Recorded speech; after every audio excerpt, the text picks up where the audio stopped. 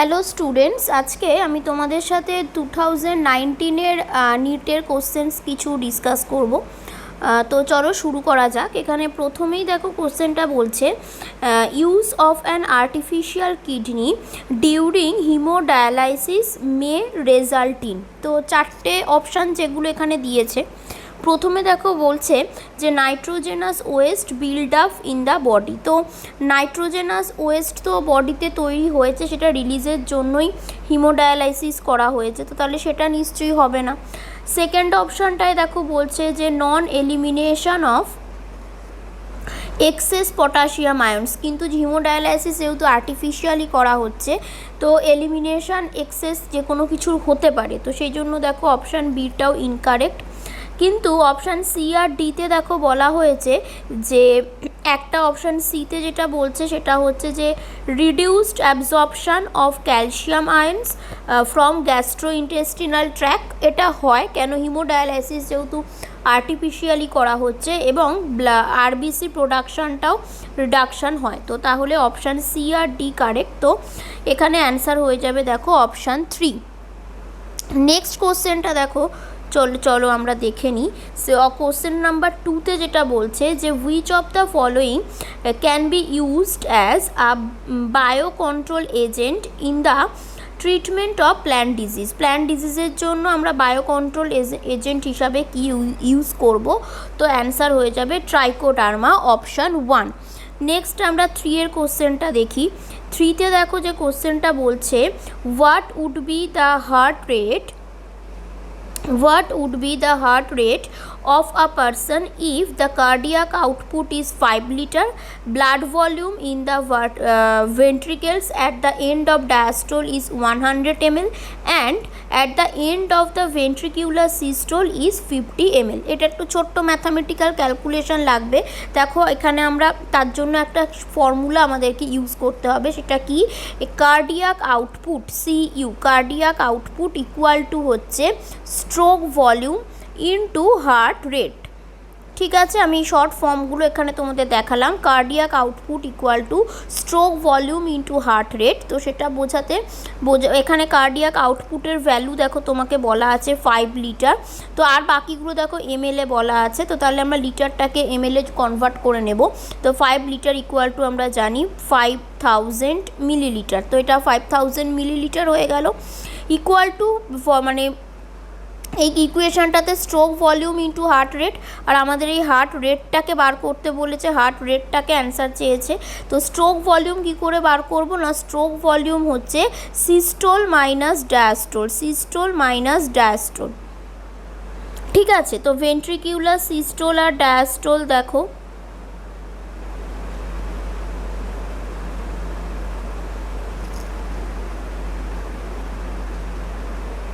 তো heart rate এখানে আমরা স্ট্রোক ভলিউম কী করে বার করব না, স্ট্রোক ভলিউম বার করার জন্য ডায়াস্টোল মাইনাস সিস্টোল করতে হবে। তো ডায়াস্টোল আর সিস্টোলের ভ্যালু দেখো বলা আছে, ডায়াস্টোল হচ্ছে 100 আর সিস্টোল দেখো বলা আছে 50। তাহলে ডায়াস্টোল মাইনাস সিস্টোল করলে আমরা ভ্যালুটা কত পেয়ে যাচ্ছি না, ডায়াস্টোল মাইনাস সিস্টোল করলে 100 মাইনাস 50 করে আমরা ভ্যালুটা পেয়ে যাচ্ছি স্ট্রোক ভলিউমের 50। মানে স্ট্রোক ভলিউম আমরা কি করে বার করতে পারি, ডায়াস্টোল মাইনাস সিস্টোলের ভ্যালু হয়ে গেল।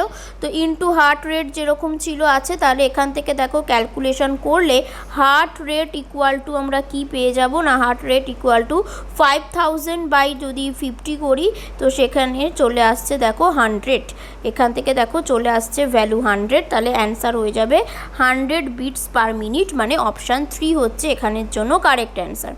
তো এরপর চলো আমরা অপশান 4টা, কোশ্চেন 4টা দেখি কি বলছে। সিলেক্ট দ্য কারেক্ট অপশান, সেটা আমরা জানা থাকলে করতে পারবো। 4th-এর কোশ্চেনটা দেখো বলছে যে 8th, 9th and 10th pairs of ribs articulate directly with the sternum। Second option বলছে 11th and 12th pairs of ribs are connected to the sternum with the help of hyaline cartilage।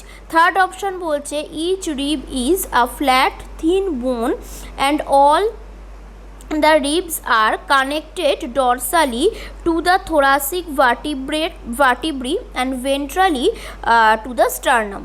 R fourth option বলছে there are 7 pairs of vertebrosternal and 3 pairs of vertebrochondral and 2 pairs of vertebral ribs. তো এই চারটের মধ্যে correct option দেখো চেয়েছে, তো চারটের মধ্যে কারেক্ট অপশানটা হয়ে যাবে দেখো লাস্ট অপশানটা, মানে অপশান 4।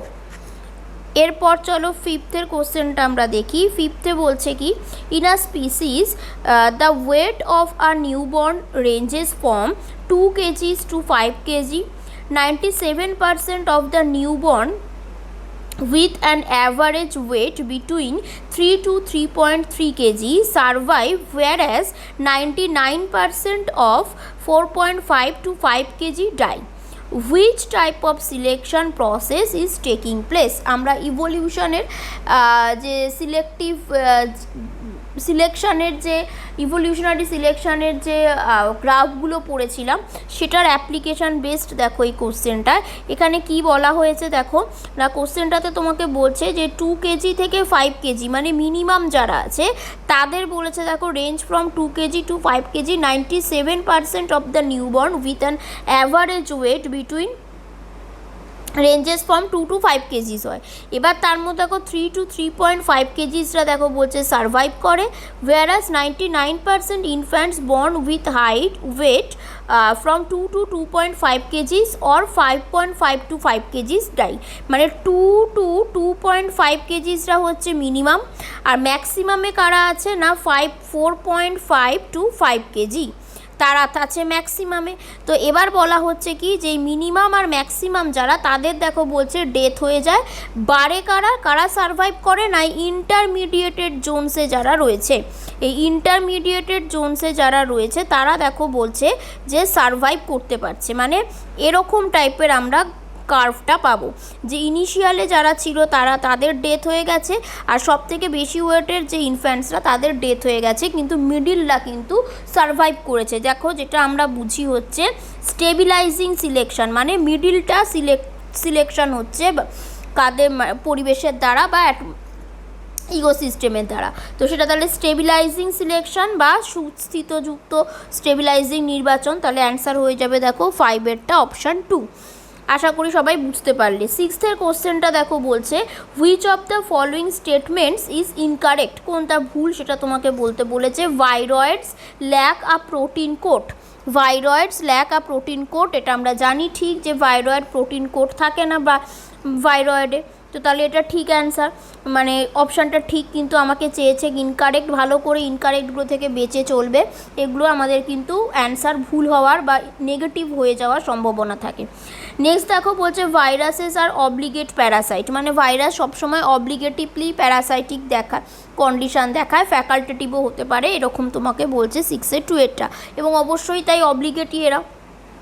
3তে দেখো বলছে infective constituent in virus is the protein coat, মানে প্রোটিন কোটে বলছে ভাইরাসের ইনফেক্টিভ কনস্টিটিউয়েন্টসরা থাকে। আর লাস্ট বলা হচ্ছে prions consist of abnormally folding proteins, অবশ্যই তাই, যেগুলো প্রিয়ন্স হয় তো অ্যাবনর্মালি ফোল্ডিং প্রোটিনসই এরা বিয়ার করে। তো তাহলে এক্ষেত্রে কি হয়ে যাচ্ছে দেখো, এই অপশান সিতে যেটা আমরা পেয়েছি, থার্ড অপশান যেটা, যে ইনফেক্টিভ কনস্টিটিউয়েন্টসগুলো বলছে ভাইরাল প্রোটিনে থাকে, কিন্তু প্রোটিন কোটে নয়, মেনলি ভাইরাসের জেনেটিক মেটেরিয়ালের মধ্যে থাকে। তো তাহলে 6-এর অ্যান্সারটা হয়ে যাবে অপশান 3। এরপরে আমরা 7th-এর কোশ্চেনটা পড়ব। 7th-এ কী বলা হয়েছে দেখো ভালো করে, স্ন্যাপড্রাগন নেওয়া হয়েছে, এবং ওটা জানি আমরা একটা বছর স্ন্যাপড্রাগনের দেখো 2টো স্পিসিস পাই, তো সেখানের মধ্যে তোমাকে কোনটা নিতে বলেছে না স্ন্যাপড্রাগনের একটা রেড ফ্লাওয়ারকে নিতে বলেছে। তো স্ন্যাপড্রাগনের রেডটা আমরা জানি ডমিনেন্টে হবে, তো ক্যাপিটাল আরে আমরা বোঝাবো রেড। দেন দেখো বলছে ওটাকে একটা হোয়াইট ফ্লাওয়ারের সাথে ক্রস করা হলো, মানে স্মলার। এবার তাহলে কি হচ্ছে না আমরা সবাই জানছি এই যে এই স্ন্যাপড্রাগনের এক্সাম্পলে আমরা জানি যে ক্যাপিটাল আর স্মলারটা তৈরি হয়, এটা রেড না হয়ে কি হয়, পিঙ্ক হয়, সেটাই এখানে বলেছে। কিন্তু সেটা কেন হয় সেটার এগেনস্টে কোনটা ইনকারেক্ট সেটা দেখো আমাদেরকে চুজ করতে হবে। তো 7th-এ প্রথম যে অপশানটা বলছে দেখো যে this experiment does not follow the principal of dominance, এটা তো ঠিক, তাই না? যদি প্রিন্সিপাল অফ ডমিনেন্স ফলো করতোই দেন তাহলে এই ক্যাপিটাল আরটা ডমিনেন্ট, তো তাহলে এ কী হতো, রেড হতো, কিন্তু এ রেড হয়নি, তার পিঙ্ক হয়েছে, তার মানে অবশ্যই এটা ঠিক যে প্রিন্সিপাল অফ ডমিনেন্স ফলো করে না। নেক্সট বলছে pink colour in F1 is due to the incomplete dominance, এটা তো আমরা ইনকমপ্লিট ডমিনেন্সের এক্সাম্পলেই পড়ি, তাহলে একদম ঠিক। থার্ডে দেখো বলছে ratio of F2 is 1/4 red 2/4 pink আর 1/4 হোয়াইট, তাই হচ্ছে। আমরা যদি F2 জেনারেশনটায় কী হয় সেটাকে এখানে তোমাদের দেখিয়ে দিই, তাহলে দেখো কি হলো, F1 জেনারেশনে ক্যাপিটাল আর স্মল আররা হয়েছিল, তাহলে F2তে আমাদের জানি আমরা ওদের মধ্যে সেলফ ক্রসিং করানো হয়, ওদের মধ্যে ক্রস পলিনেশন করানো হয়, মানে যারা তৈরি হয়েছে F1 জেনারেশনে। তো সেটা যদি হয় তো তাহলে আমরা কীরকম পাবো, এই জিনিসটা পাবো হচ্ছে F2 জেনারেশনে, এই জিনিসটা পাবো হচ্ছে আমরা F2 জেনারেশনে। তো সেটা যদি হয় তাহলে দেখো তার মধ্যে আমরা দেখতে পাচ্ছি কি যে এ হচ্ছে রেড, একটা হচ্ছে রেড, আর এই দুটো হয়ে যাচ্ছে পিঙ্ক, আর একটা হয়ে গেছে কি না হোয়াইট। তো তার মানে চারটের মধ্যে একটা, মানে 1/4 হচ্ছে রেড, চারটের মধ্যে দুটো, তার মানে কি হয়ে গেল না 2/4 অর্থাৎ হাফ হয়ে গেছে পিঙ্ক, আর হচ্ছে যে 1/4 একইভাবে চারটের মধ্যে একটা হয়ে গেছে হোয়াইট। তো তাহলে অপশান 3টাও কারেক্ট। কিন্তু লাস্ট অপশানে দেখো বলছে law of segregation does not apply in this experiment, কিন্তু সেটা তো ঠিক নয়, কেন ল অফ সেগ্রিগেশনের সঙ্গে এখানে কোনো প্রবলেম হয়নি, ল অফ সেগ্রিগেশন তো এখানে ঠিকঠাকভাবেই অ্যাপ্লাই হয়েছে। এখানে যেটা হয়নি না ডমিনেন্স, যে রুল অফ ডমিনেন্সটা অ্যাপ্লাই হয়নি, ল অফ সেগ্রিগেশন অ্যাপ্লাই হয়েছে। কেন, এদের সবার আমরা ক্যারেক্টার ডিফারেন্টলি দেখতে পাচ্ছি, তাহলে এখানে ইনকারেক্ট অপশানটা আমাদের চেয়েছিল, তাহলে অ্যান্সার হয়ে যাবে দেখো অপশান 4। আশা করি তোমরা সবাই অ্যান্সারটা বুঝতে পারলে। নেক্সট 8এর কোশ্চেনটা দেখো বলছে DNA precipitation out of a mixture of biomolecules can be achieved by treatment with, মানে চারটের মধ্যে কোনটা দিয়ে ট্রিট করে আমরা ডিএনএকে এক্সট্রাক্ট করতে পারি, এইটের কোশ্চেন্সে যেটা বলছে তার মধ্যে দেখো অ্যান্সার হয়ে যাবে হলো চিল্ড ইথানল, অর্থাৎ অপশান 2। নেক্সট কোশ্চেনটা বলছে দেখো a gene locus has 2 alleles capital A and small A if the frequency of dominant allele is capital A, তাহলে ডমিনেন্ট অ্যালিল ক্যাপিটাল এ, তার ফ্রিকোয়েন্সি দেখো বলে দিয়েছে 0.4, আর আমাদেরকে কি কি চেয়েছে না হোমোজাইগাস ডমিনেন্টের ফ্রিকোয়েন্সি চেয়েছে, হেটারোজাইগাসের ফ্রিকোয়েন্সি চেয়েছে, অ্যান্ড হোমোজাইগাস রিসেসিভের ফ্রিকোয়েন্সি চেয়েছে। তো হোমোজাইগাস ডমিনেন্টের ফ্রিকোয়েন্সি মানে ক্যাপিটালে, হোমোজাইগাস রিসেসিভের মানে স্মলের ফ্রিকোয়েন্সি লাগবে, আর 2 ক্যাপিটাল এ স্মল এ করে যে ভ্যালুটা পাবো সেটা হয়ে যাবে হেটারোজাইগাসের ফ্রিকোয়েন্সি। তো তাহলে আমরা কি করে এটা বার করব না ক্যাপিটালে একটার যদি 0.4 হয় তাহলে আরেকটা কি হয়ে যাবে 0.4 এর স্কোয়ার, তো 0.4 এর স্কোয়ার মানে কত হয়ে যাচ্ছে দেখো 0.16 ক্যাপিটালের ভ্যালু, দেন স্মলের ভ্যালু দেখো বলা আছে 0.6, তাহলে একইভাবে 0.6-এরও আমরা স্কোয়ার করব এবং 0.6-এর স্কোয়ার করলে কত হয়ে যাচ্ছে না 0.36, তার মানে ক্যাপিটালের ভ্যালু হলো 0.16 এবং স্মলের ভ্যালু হচ্ছে 0.36, আর 2 ক্যাপিটালে স্মলে মানে 2 ইন্টু 0.4 ইন্টু 0.6 করলে কত হচ্ছে না 4 দুগুণে 8, 6 8 48 মানে 48.48, সেটা হয়ে যাচ্ছে ক্যাপিটালে স্মলে, অর্থাৎ আমরা দেখো অপশান 3টা হয়ে যাচ্ছে কারেক্ট অ্যান্সার। হার্ডি উইনবার্গের ইকুইলিব্রিয়ামের উপর বেস করে রুল ফলো করলে এটা দেখো আমরা অ্যান্সার কিন্তু পেয়ে যাচ্ছি যে 9-এর অ্যান্সার হয়ে যাবে অপশান 3। আশা করি তোমরা এটা বুঝতে পারলে। নেক্সট চলে আসো 10th-এর কোশ্চেন, বলছে match the following hormones with the respective disease. তো এখানে আমাদেরকে মেলাতে হবে, তো ইনসুলিনের সাথে আমরা জানি যে ডায়াবেটিস মেলিটাস, তাহলে 1-এর সাথে দেখো কি হবে 5টা ম্যাচ হবে, 1-এর সাথে দেখো 5 ম্যাচ হলো, দেন আমাদেরকে বলছে হচ্ছে ডায়াবেটিস মেলিটাস যদি এর সাথে 5 হয়, তো এর সাথে 5 যদি হয় তাহলে দেখো অপশান 2 আর অপশান 4 আমরা প্রথমেই এলিমিনেট করে ফেলতে পারছি, দেন চলে আসো যে কোনটা হবে। বিতে বলছে থাইরক্সিন। থাইরক্সিন থেকে কি হয় না, অপশান বিতে যেটা দিয়েছে যে থাইরক্সিন থেকে দেখবে গয়ট্রি, গলগণ্ড বা গয়ট্রির এইসবের প্রবলেম হয় আমরা জানি। তো তাহলে বি এর সাথে হয়ে যাবে 4। তো এই দুটো মেলালেই দেখো আমরা কারেক্ট অ্যান্সার পেয়ে যাচ্ছি অপশান 3। 10th অ্যান্সার হয়ে যাবে অপশান 3। 11th চলে আসো। 11th বলা হচ্ছে কি দ্য কনসেপ্ট অফ ওমনি সেলুলার ই সেলুলি, এই যে টার্মটা এটা কোন সায়েন্টিস্ট ফার্স্ট প্রপোজড করেছিল, তো সেটার অ্যান্সার হয়ে যাবে দেখো অপশান এ, মানে ফার্স্ট অপশানটা। এগুলো আমরা জাস্ট জানতে পারলেই, জানা থাকলে অ্যান্সার করতে পারবো। নেক্সট কোশ্চেনটায় চলে আসি, 12th কোশ্চেন। 12th দেখো বলা হচ্ছে which of the statements given below is not true about formation of annual Rings in tree, মানে অ্যানুয়াল রিং তৈরির জন্য কোনটা সঠিক নয়। তো সেটার মধ্যে দেখো ফার্স্ট অপশান যেটা বলছে যে annual ring is a combination of spring wood and autumn wood produced in a year. এটা আমরা জানি যেটা ঠিক অপশান, যে অ্যানুয়াল রিং তো স্প্রিং উড আর অটাম উড মিলে একটা গোটা বছরে যেটা তৈরি হয় সেটার উপর বেস করে টোটাল অ্যানুয়াল রিংটা কিন্তু ফর্ম করে, তাহলে এটা ঠিক। সেকেন্ড বলছে differential activity of cambium cause light and dark bands of tissue early and late wood respectively, এটাও ঠিক আছে, অপশান 2টাও ঠিক 12-এর। তো তারপরে দেখো 3তে বলছে কি যে activity of ক্যাম্বিয়াম depends upon variation of climates, মানে ক্লাইমেট কীভাবে ভ্যারি করছে তার উপর ডিপেন্ড করে। আর লাস্ট অপশান বলছে annual Rings are not prominent in trees of temperate রিজিয়ানস, এটা কিন্তু ঠিক নয় যে শুধু টেম্পারেট রিজিয়ানে কখনোই অ্যানুয়াল রিং প্রমিনেন্ট হবে না। তো তাহলে আমাদেরকে ইজ নট ট্রু বলেছে, মানে ইনকারেক্ট অ্যান্সারটা চুজ করতে হতো, তাহলে অ্যান্সার হয়ে যাবে অপশান 4। চলো এবার আমরা 13 কোশ্চেন দেখে নিই। বলছে conversion of glucose to glucose 6-ফসফেট the first irreversible reaction of glycolysis is catalysed by, মানে কোন এনজাইমটা এটা করে। 13 কোশ্চেন খুবই সোজা, আমরা দেখো গ্লাইকোলাইসিসটা একটু মনে করতে পারলেই অ্যান্সার করে ফেলতে পারবো। অ্যান্সার হয়ে যাবে হেক্সোকাইনেজ অপশান 2। 13 পরে চলে আসো 14 কোশ্চেন্স। 14 কি বলা হয়েছে, এখানে আবার একটা ম্যাচ দ্য ফলোয়িং আছে, তো সেখানে চলো আমরা এগুলো মিলিয়ে ফেলি। কি বলা হয়েছে এখানে 14 প্রথমে বলছে ল্যাক্টোব্যাসিলাস, এটা আমরা সবাই জানি ল্যাক্টোব্যাসিলাস মানে ওটা কার্ডের সাথে চলে আসবে।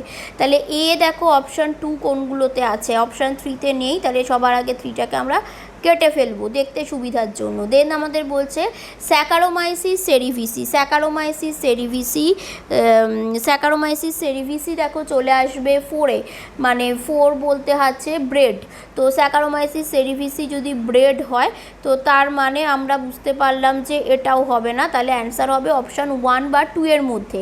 নেক্সট সিতে বলছে অ্যাসপারজিলাস নাইগার, তো অ্যাসপারজিলাস নাইগার কী করে, সাইট্রিক অ্যাসিড তৈরি করছে, ঠিক আছে, তাহলে অপশান 2টা হয়ে যাবে দেখো কারেক্ট অ্যান্সার। 14 অপশান 2 হয়ে যাচ্ছে কারেক্ট অ্যান্সার। এরপরে চলো আমরা 15 কোশ্চেন দেখি। 15 কি বলছে সিলেক্ট দ্য ইনকারেক্ট স্টেটমেন্ট, তো কি বলছে না ইনব্রিডিং ইনক্রিজ হোমোজাইগোসিটি, বলছে ইনব্রিডিং কী করে না হোমোজাইগোসিটিকে ইনক্রিজ করে দেয়। সেকেন্ড অপশান বলছে inbreeding is essential two evolve pure line in any animal, যে কোনো একটা অ্যানিমেলে যদি পিওর লাইন তৈরি করতে হয় তো তাহলে ইনব্রিডিং খুবই দরকার।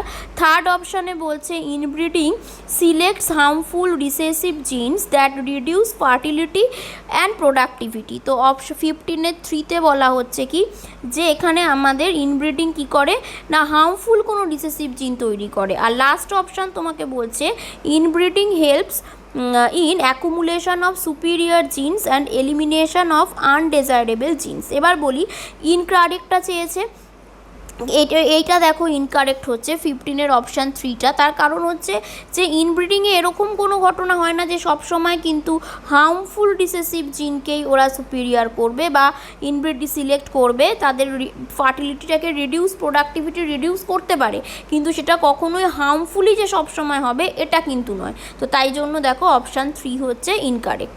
নেক্সট চলো আমরা দেখি 16-এর কোশ্চেনটা, বলছে the shorter and longer arms of a submetacentric chromosome are refer to as, মানে আমরা শর্ট আর্মকে কী দিয়ে ডিনোট করি আর লং আর্মকে আমরা কী দিয়ে ডিনোট করি। তো সেটা দেখো এখানে হয়ে যাবে যে এখানে আমাদের বলেছে ক্রোমোজোমের শর্টার আর্মকে আমরা দেখবে পি বলি, আর লং যে আর্মটা হয় সেটাকে কিউ আর্ম বলি। তাহলে 16-এর জন্য দেখো অপশান 2 হয়ে যাচ্ছে কারেক্ট। এরপর চলো আমরা দেখে নিই 17th কোশ্চেন। 17th বলা হচ্ছে নিচের যে মাইটোকন্ড্রিয়ার উপর বেস করে কোন অপশানটা ইনকারেক্ট। তো মাইটোকন্ড্রিয়ার উপর বেস করে 17-এর কোশ্চেনটা যদি আমরা দেখি, বলছে outer membrane is permeable to monomers of carbohydrates, fats and proteins. Second option বলা হচ্ছে যে enzymes of electron transport are embedded in outer membrane. Third option হচ্ছে inner membrane is convoluted with infoldings. আমরা জানি মাইটোকন্ড্রিয়ার স্ট্রাকচার, তো inner মেমব্রেনটা এরমভাবে ইনফোল্ডিং ফর্মে থাকে। তো 3 তো একদমই ঠিক, আর এটা পারমিয়াবেলও হয়। আর ফোর্থ অপশানে দেখো বলছে mitochondrial matrix contents single circular DNA molecules and ribosome. এটা একদমই ঠিক, কেন আমরা জানি মাইটোকন্ড্রিয়া সেমি অটোনোমাস অর্গানেল। কিন্তু দেখো অপশান 2-তে যেটা বলছে যে enzymes of electron transport system embedded in outer membrane. Outer মেমব্রেনে এমবেডেড থাকলে কি করে হবে, কাজটা তো হবে স্ট্রোমাতে, তাহলে ইনার মেমব্রেনে থাকে। তো তাহলে ইনকারেক্ট অ্যান্সার হয়ে যাবে এখানের জন্য এই সেকেন্ড অপশানটা। আশা করি তোমরা এটা বুঝতে পারলে। 18th কোশ্চেনটা দেখো, আবার একটা ম্যাচিং চলে এসেছে। তো সেখানে ম্যাচিংয়ের মধ্যে দেখো কী কী অপশানসগুলো বলছে না। প্রথমে দেখো 18-এ যেটা বলেছে যে স্যাপ্রোফাইটস। তো স্যাপ্রোফাইটস মানে তারা কি হবে না, স্যাপ্রোফাইটস মানেই দেখো ওরা ডিকম্পোজ করবে, ঠিক আছে, ডিকম্পোজিশন করবে ডেথ অ্যান্ড অর্গানিক মেটেরিয়ালসের উপরে। লাইকেন্স দেখো তোমাকে বলছে symbiotic association of fungi. Mycorrhiza হবে সিম্বায়োটিক অ্যাসোসিয়েশন অফ ফাঙ্গি, ঠিক আছে। তাহলে ডি হয়ে যাচ্ছে 1, আর এ হয়ে যাচ্ছে দেখো 2। এরকম অপশান দেখো একটাই আছে 4। তো এটা থেকেই আমরা বুঝতে পারছি যে 18-এর অ্যান্সার হয়ে যাবে অপশান 4। 19-এর কোশ্চেনটা দেখো বলা হচ্ছে কি না, 19-এ বলছে which of the following is the most important cause for animals and plants being driven to extinction. মানে প্ল্যান্ট বা অ্যানিমেলস একদম এক্সটিংক্ট হয়ে যাওয়ার প্রধান কারণ কোনটা। তো habitat loss and fragmentation, drought and flood, economic exploration, আর বলছে অ্যালাইন স্পিসিস, ইনভেসিভ কোনো স্পিসিস। সব থেকে বেশি দেখো ওদের যদি হ্যাবিট্যাটই লস হয়ে যায় তো অবশ্যই থাকার কোনো স্পেসই থাকবে না। তো তাহলে মোস্ট কারেক্ট অ্যান্সার হয়ে যাবে অপশান 1। নেক্সট চলে আসো আমরা 20 কোশ্চেনটা দেখি। বলা হচ্ছে the frequency of recombination between gene pairs on the same chromosome as a measure of the distance between genes were explained by. মানে আমরা জিনের ডিস্ট্যান্স মেজার করবার জন্য যে মেথডসগুলো ফলো করি বা যেটা রুলসগুলো আমরা পড়ি সেটা ফার্স্ট কে এক্সপ্লেন করেছিল। তো অ্যান্সার হয়ে যাবে দেখো অপশান 3, মানে 20-র অ্যান্সার হয়ে যাচ্ছে অপশান 3। আশা করি এতদূর তোমরা বুঝতে পেরেছো এই 20টা অ্যান্সার। এরপরে আমি এই 2019-এরই পরের কোশ্চেন্সগুলো তোমাদের সাথে ডিসকাস করব। তো তোমরা কমেন্টে জানিও যে অ্যান্সার্সগুলো তোমরা বুঝতে পারলে কি না। Thank you.